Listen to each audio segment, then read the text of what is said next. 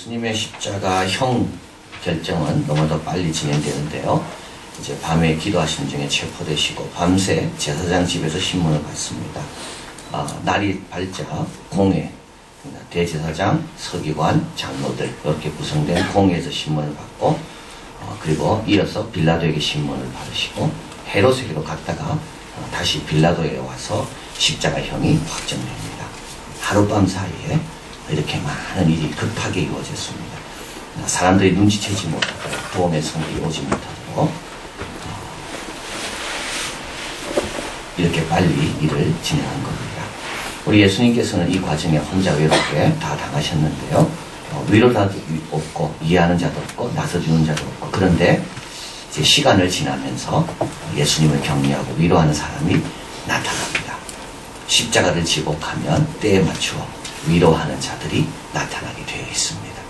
처음부터는 없다 할지라도 계속 십자가를 지고 계속 그 자리를 견디다 보면 주님께서 보내신 천사같은 위로자들이 한 명 한 명 나타납니다. 구레네 시몬입니다. 제가 예수를 끌고 갈 때 시몬이라는 구레네 사람이 시골로서 올라온 것을 잡아 그에게 십자가를 지워 예수를 쫓게 하더라. 우리 예수님께서 제 아들 보고 십자가를 지고 나를 쫓아냈는데 제 아들은 다 도망갔지만 엉뚱한 사람 구레네 시몬이 십자가를 지고 예수님 대신 그 짐을 지어주는 사람이 나타납니다. 또 백성과 그를 위하여 가슴을 치며 슬피 우는 여자의 큰 무리가 따라옵니다. 예수님으로 인하여 가슴을 치며 예수님의 고통을 생각하는 여자들입니다.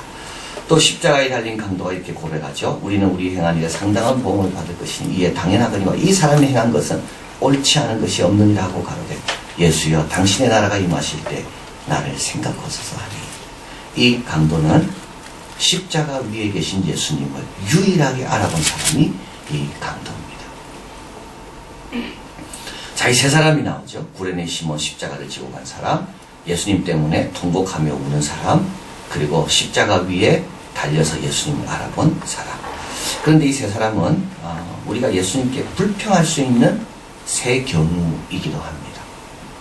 구레네 시몬 같은 경우는요, 왜 십자가를 나에게 줍니까? 당신 제 아들에게 주십시오. 당신이 그렇게 사랑하고 양육했던 제 아들에게 주지 왜 나에게 줍니까? 이렇게 불평할 수가 있습니다. 여인들, 내가 울고 있는 울음을 당신은 알고 계십니까? 나의 눈물을 당신은 아십니까? 보십니까? 이 강도, 왜 나에게는 평생의 기회가 없었습니까?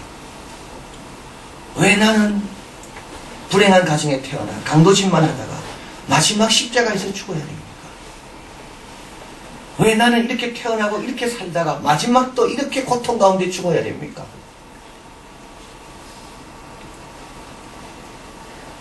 주님은 알고 계십니까? 주님은 살아계십니까? 주님은 돌보십니까?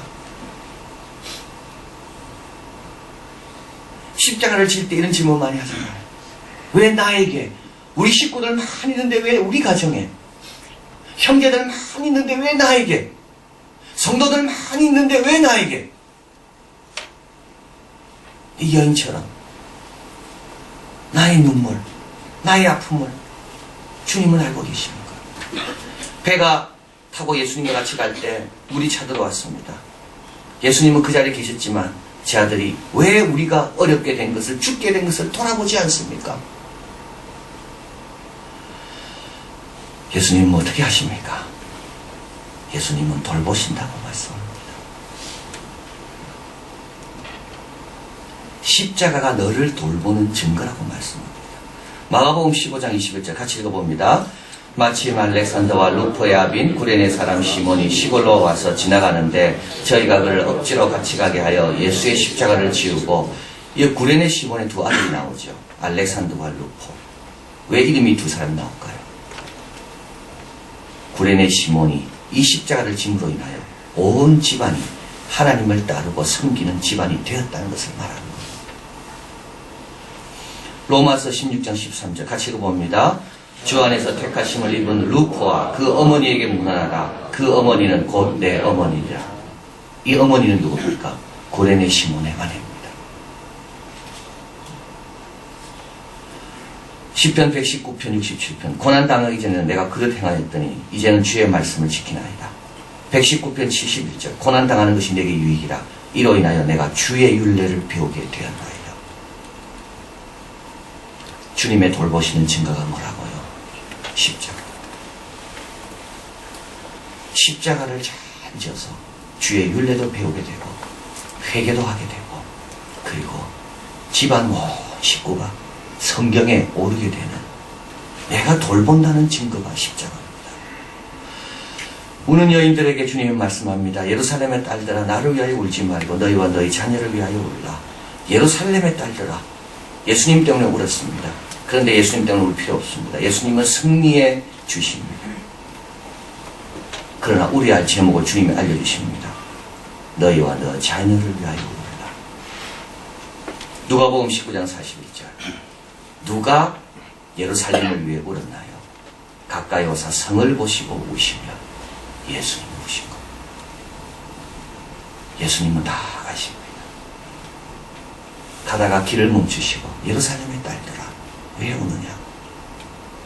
그러면서요 진짜 우리야 될 제목을 가르쳐 주십니다. 한나 아이 없어서 슬픈 여자였습니다. 실로에서 슬픔을 토로했습니다. 그러나 기도하는 중에 자기의 기도 제목이 아니라 하나님의 기도 제목을 받고 기도한 것으로 바뀌게 됩니다. 이 울음이 없었다면 아마 하나님의 슬픔과 아픔을 이해할 수가 없었을 겁니다. 주님은 우리의 눈물을 아시고 돌아보시며 그 눈물의 이유와 방향을 바꾸어 주십니다. 보고 계시는 것. 강도. 우리 예수님은 그 강도 사이에 십자가에 달리시고요.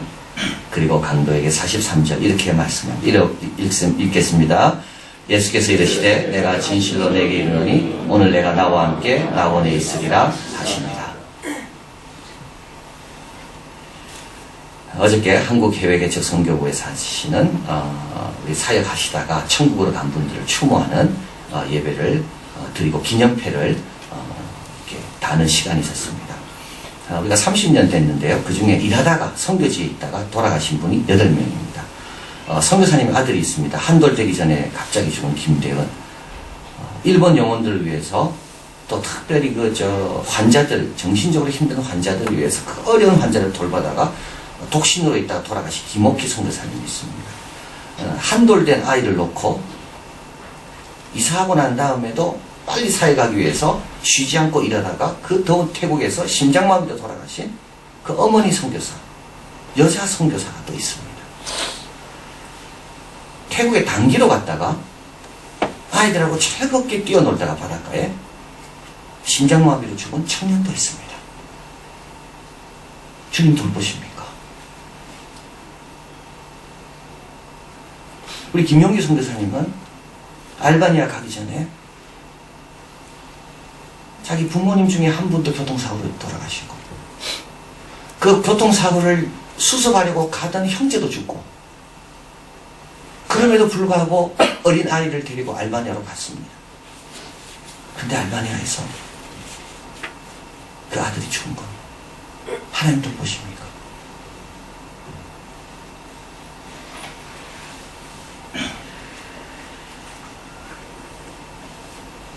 단기 선교로 갔던 그 청년의 어머니가 어저께 나와서 이런 말씀을 했습니다. 아들이 태국에서 죽었다는 소식을 듣고 태국으로 갑니다. 시신을 확인해야 되는데 확인하고 싶지 않습니다. 보고 싶지도 않고 믿고 싶지도 않고 내 아이가 그렇게 죽어가는 그 표정을 내가 만나고 싶지도 않고 그런데 소리가 들리더래요. 보라, 보라, 보라. 그래서 이 어머니가 아들의 얼굴을 봤는데 아들이 아니고 천사였다. 그 아버지 어저께 끝나고 정식사를 가는데 그 아버지와 같이 걸어서 식당으로 갔습니다. 제가 물었습니다. 아버님, 원래 예수 믿던 분입니까? 자기 아들이 선교지 갈 때만 해도 예수 안 믿었대요. 나 같은 사람은 교회 가면 교회 안 좋은 것 때문에 오염된다. 나는 절대 교회 안 간다. 근데 그 아들이 태국에서 순직하고 그 아버지는 열심히 지금 교회 다니고 있고 이렇게 이야기하더라고요. 하나님께서 아들을 데려가시고 우리 가정에 그로부터 지금까지 분란이 없다고. 그전에는 분란이 많았대요. 하나님께서 자기에게 건강을 주셔서 자기가 트럭, 버스 운전을 하고 있는데 지금도 버스 운전하면서 감사하며 살고 있다. 하나님 돌보십니까?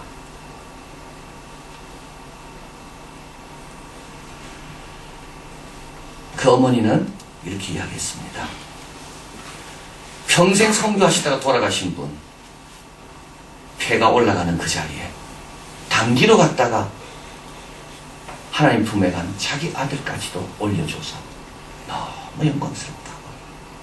내가 이런 부탁을 기념해달라고 부탁한다고 부탁이 되겠냐고. 그러나 우리 아들을 이렇게 기념해줘서 너무 감사하다. 사진 한번 보겠습니다. 이렇게 어저께 이거를 붙였어요. 여기 있는 청년이 단기 갔다가 순직한 청년입니다. 저는 어저께 이걸 보면서 히브리서 말씀이 생각났습니다. 11장 4절. 믿음으로 아벨은 가인보다 더 나은 제사를 하나님께 드림으로 의로운 자라는 증거를 얻었으니 하나님이 그 예물에 대하여 지금까지 증거하신다. 히브리서 11장 30절이 생각났습니다. 내가 무슨 말을 더하리요? 기드온, 바락, 삼손, 입다, 다윗이 들어간 건 이해가 됩니다. 사무엘이 들어간 것도 이해가 됩니다. 선지자가 여기 명단에 들어간 것도 이해가 됩니다. 삼손도 들어가 있습니다. 입다는 자기 딸을 몰라서 하나님께 바친 참 불행한 아버지인데 입다도 들어가 있습니다. 기드온은 처음에 300명으로 승리했지만 나중에 자기 아이들이 왕이 되는, 그래서 하나님 앞에 죄를 지은 사람이 바로 기드온인데 기드온도 들어가 있습니다. 우리는 잠시 있다 가지만 하나님은 두고 돌보시는 겁니다. 우리 예수님은 갈보리로 가시면서 왜 십자가를 양보했을까요? 왜 우리에게 십자가를 주실까요? 고생하라고? 아닙니다. 그러면 그분이 갈보리 십자가를 지실 필요가 없습니다. 고난 당하는 것이 내게 유익이라. 그게 돌보시는 겁니다. 그거가 있기 때문에 기도하니까. 그거가 있기 때문에 하나님께 집중하고, 그거가 있기 때문에 예배에 은혜가 있으니까. 왜 주님은 가던 길을 멈추고 울고 있는 여인에게 돌아오십니까? 그 울음에 더 귀한 제목을 알려주시고. 우리 예수님 십자가에 달리실 때 혼자 달리시면요 정말 영광스럽습니다. 내 혼자 고난받으니까. 그러나 우리 예수님은 강도 사이에 서십니다. 왜요?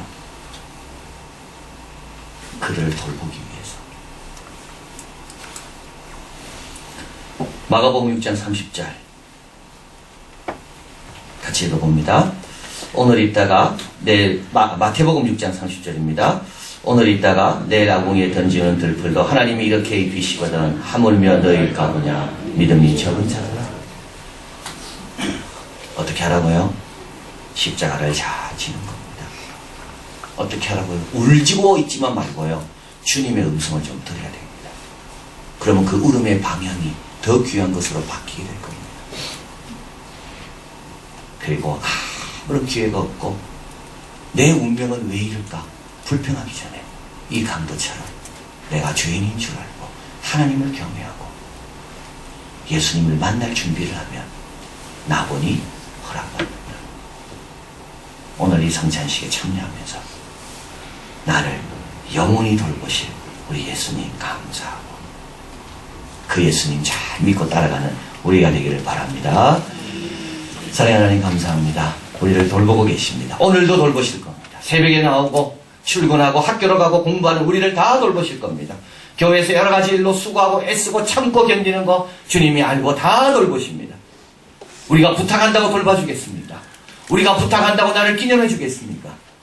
그러나 우리 주님은 우리의 수고를 다 기록해 놓으시고 우리의 눈물을 다 헤아리시고 우리의 사정을 다 보시며 끝까지 주님 오실 때까지 영원히 우리를 돌보신다는 것을 의심하지 말고 구레네 시몬처럼 십자가 잘 지고 울지만 주님의 말씀 듣고 울음의 방향을 바꾸고 그리고 불행한 것 같지만 내 옆에 계신 주님 꼭 만나서 주님의 돌보심의 열매가 되는 우리 모두가 되게 축복하여 주시옵소서. 예수 그리스도 이름으로 기도하옵나이다.